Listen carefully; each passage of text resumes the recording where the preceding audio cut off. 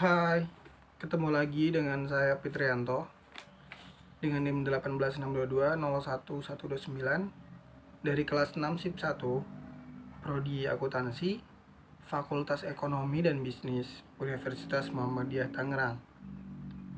Pada video kali ini saya akan menjelaskan tentang apa aja yang udah kita bahas di beberapa video sebelumnya yang menggunakan program EVIUS dan juga SPSS. Udah nggak usah berlama-lama, mari kita bahas. Simak baik-baik. Analisis regresi linear berganda. Model regresi yang melibatkan lebih dari satu variabel bebas merupakan analisis data dari beberapa perusahaan atau sampel yang diamati dalam satu kurun waktu tertentu. Dalam analisis ini pentingnya adalah uji instrumen, yaitu perlu dilakukan untuk penelitian yang sumber datanya berasal dari kuesioner. Uji instrumen ada dua, yaitu ada uji validitas dan uji reliabilitas. Yang pertama, ada uji validitas, yaitu berguna untuk mengetahui kevalidan atau kuesioner yang peneliti gunakan untuk memperoleh data dari para responden. Yang kedua, ada uji reliabilitas, berguna untuk mengetahui tingkat konsistensi kuesioner yang digunakan oleh peneliti dalam menghasilkan data walaupun kuesioner digunakan kembali di waktu yang berbeda dengan responden yang berbeda pula. Lalu kita masuk ke estimasi model regresi data panel. Di sini ada 3 model. Yang pertama ada common effect model, lalu fixed effect model,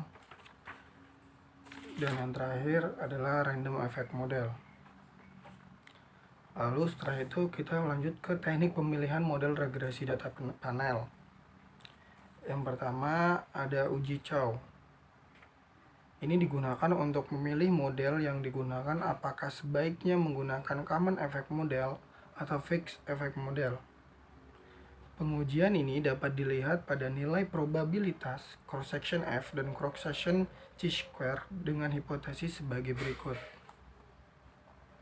H0 jika model mengikuti common effect model, jika probabilitas cross section F dan cross section chi-square lebih besar dari alfa 0,05.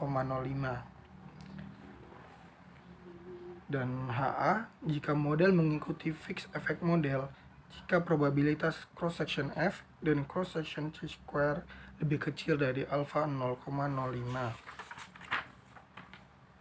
Lanjut ke uji Hausman.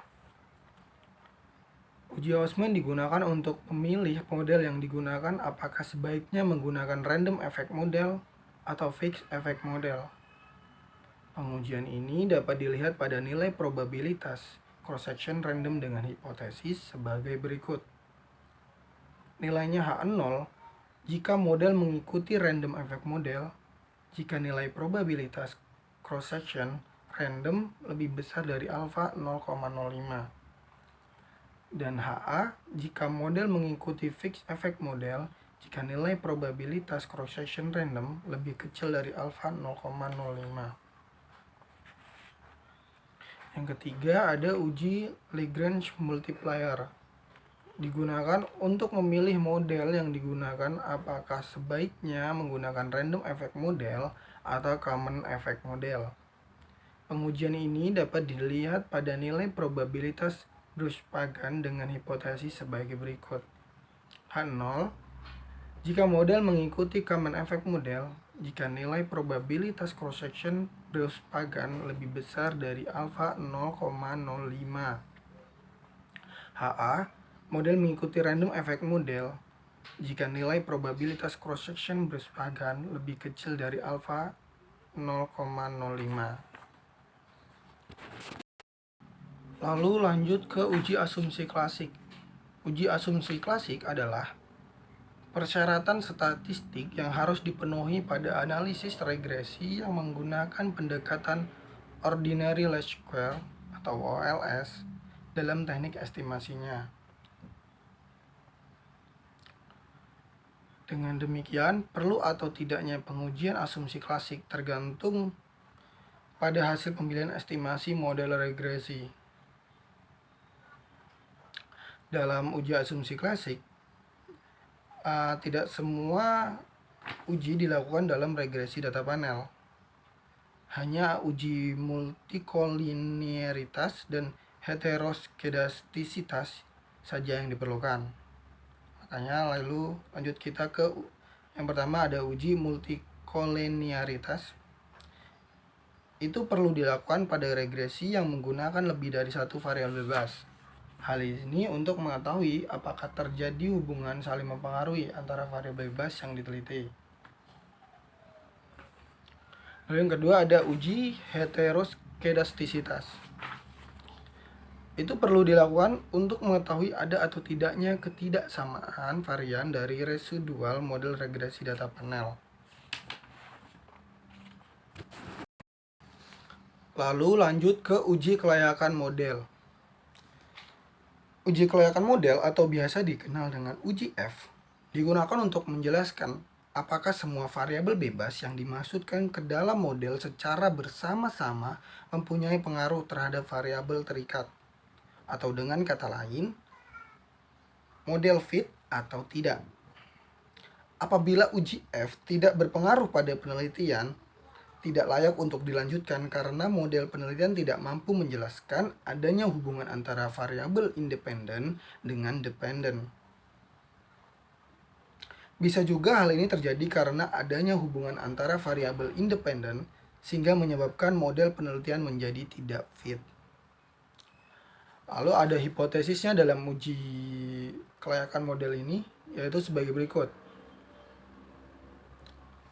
Yang pertama adalah berdasarkan perbandingan F statistik dengan F tabel, yang bisa ditarik kesimpulan H0 jika nilai F statistik lebih kecil dari F tabel, dan nilainya HA jika nilai F statistik lebih besar daripada F tabel. Maksudnya apa? Yaitu jika F statistik lebih kecil dari F tabel, maka H0 diterima, yang artinya variabel independen secara bersama-sama tidak berpengaruh terhadap variabel dependen. Namun sebaliknya, jika F statistik lebih besar dari F tabel, maka HA diterima, artinya variabel independen secara bersama-sama berpengaruh terhadap variabel dependen. Yang kedua adalah berdasarkan probabilitas. Kesimpulannya, H0 jika nilai probabilitas F statistik lebih besar dari alfa 0,05, dan HA jika nilai probabilitas F statistik lebih kecil dari 0,05. Maksudnya apa? Yaitu jika probabilitas F statistik lebih besar dari alfa 0,05, maka H0 diterima, yang artinya variabel independen secara bersama-sama tidak berpengaruh terhadap variabel dependen. Namun sebaliknya, jika probabilitas F statistik lebih kecil dari alfa 0,05, maka HA diterima, artinya variabel independen secara bersama-sama berpengaruh terhadap variabel dependen. Selanjutnya kita lanjut ke koefisien determinasi. Hasil dari koefisien determinasi itu menjelaskan seberapa jauh kemampuan model regresi dalam menerangkan variabel bebas mempengaruhi variabel terikat. Yaitu semakin besar hasil R-square, maka akan semakin baik, karena hal ini mengidentifikasi semakin baik variabel independen dalam menjelaskan variabel dependen.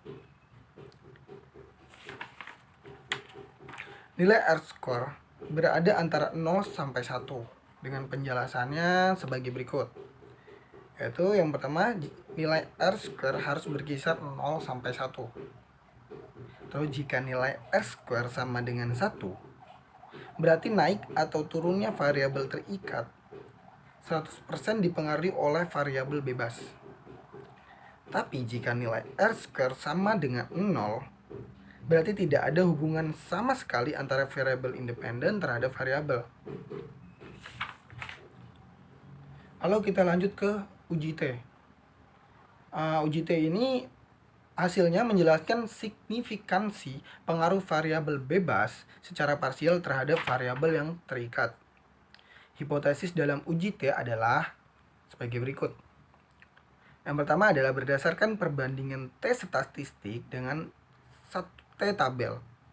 Kesimpulannya, H0 jika nilai T statistik lebih kecil dari T tabel. HA jika nilai T statistik lebih besar dari T tabel. Maksudnya apa? Yaitu jika nilai T statistik lebih kecil dari T tabel, maka H0 diterima, yang artinya variabel independen secara parsial tidak berpengaruh terhadap variabel dependen.